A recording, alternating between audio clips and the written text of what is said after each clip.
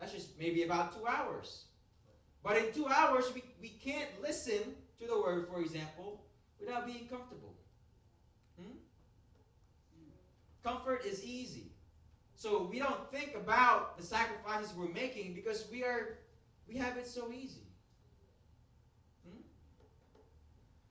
See, we're receiving milk when we should be receiving meat already. Right? The sufferings that we're going through, the things that we have sacrificed already, right? It should already be at a level where the world can see, like, how are they still hanging on? That is the light that they should be seeing. I believe that when the disciples were on this earth and they were preaching to the world, you could see that they were different. But can the world see that we are different?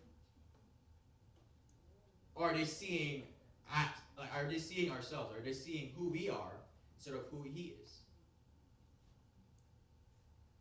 It says, now He who has prepared us for this same purpose is Elohim, verse 5, who has given us the Spirit as a pledge of what is to come.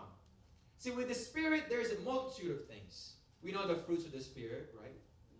Love, joy, peace, long-suffering, temperance, and all that. Those are the fruits of the Spirit. So with that pledge, we have a piece of what it is like to love, to be loved. We have a piece of what it's like to have joy and peace. We have an idea of what it is like. And that idea is supposed to be sufficient for our bodies right now as they are to carry us all the way through.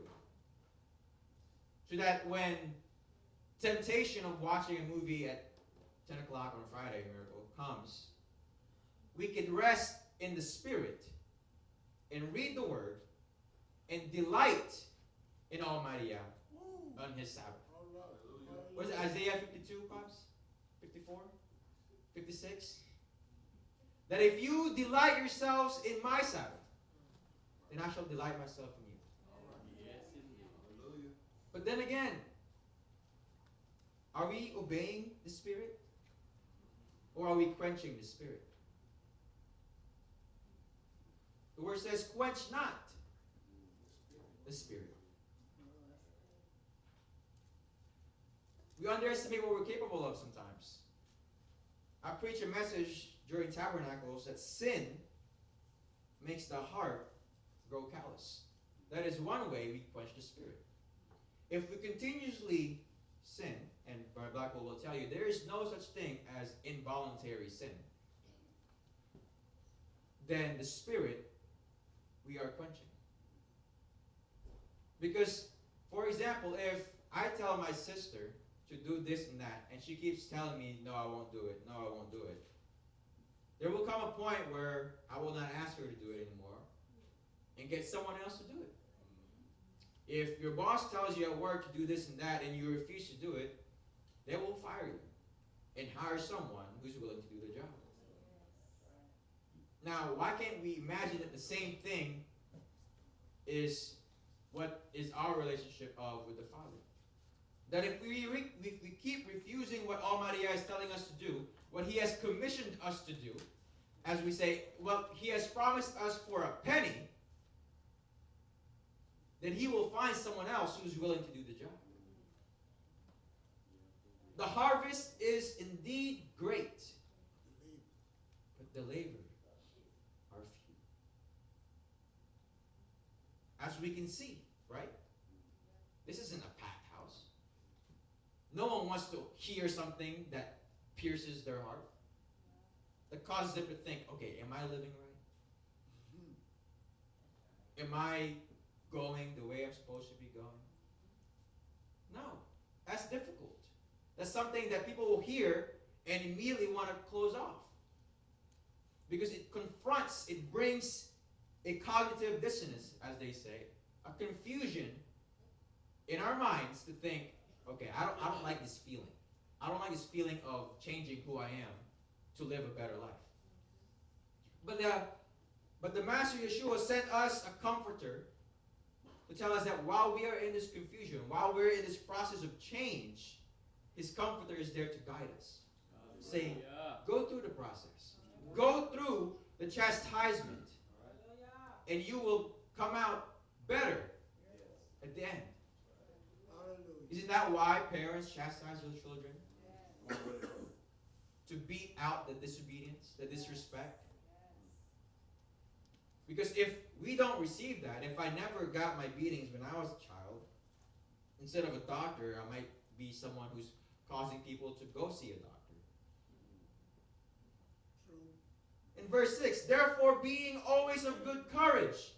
Now, if we have a comforter and we believe that we have a comforter, then being always of good courage and knowing that while we are at home in the body, we are still absent from the Master. For we walk by belief, not by sight. For we are of good courage and well pleased rather to be absent from the body and to be present with the Master. That is the ultimate goal. This is a temporary home. Now, the goal is, in verse 6, when it says, knowing that, well, we are at home in the body. This is the body, right? We should feel at home in the body, right? Now, that doesn't mean that we get complacent, that we don't keep going, that we don't keep searching for All Maria, because the end goal is that we should be better pleased if we leave the body, but we are in the presence of All Maria and Yeshua. But do we feel at home? Do we feel at home in the body? Or, like the churches out there in the world, are we faking? Are we faking, oh, how are you doing? I'm all right, I'm good. Blessed and highly favored, right? We're plastic. We're faking. To portray this image of a saint. But as Pastor Ali says, we ain't. Just say ouch. Because as much as we think self is dead, right? If we are looking to portray an image that we are not to please other people, that is self. I see it all the time in college campuses. This person acts this way with a certain person, but in this person, they act a different way. Who is who? Now, I use that example, but in the church. A brother or sister acts this way with a certain group of brothers and sisters, and they act this way with a certain group of brothers and sisters. Where is the homeship? If I treat Natalia and Cassandra differently, then I don't feel at home with either one of them, or with only one of them. Am I harming them? Yes. I'm harming myself too. Because now I have to tread a ground. Okay, I can't let this person know that this is the way I'm treating them different from this person. Because then if they found out, they're going to ask me, so what's up with this? You're treating this one differently than you treat me. Now you have a problem in your hands, right? We always say that the person you are at home is who you really are. Well, the word just says that while we are at home in the body, right? So being in the body, we should be at home. We should be showing who ourselves really are, so that there is something wrong. If there is something that isn't Yeshua, then as a body, if we really love one another, then we could help one another to take that thing out and change that to something Yeshua is. But do we want to put ourselves out there? Or is self still there to get hurt? Is self still there to feel the pride and the shame?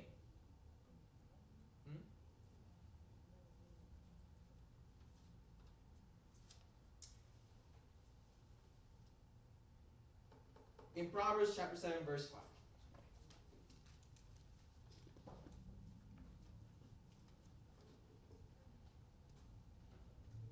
We are going home if we want to go home.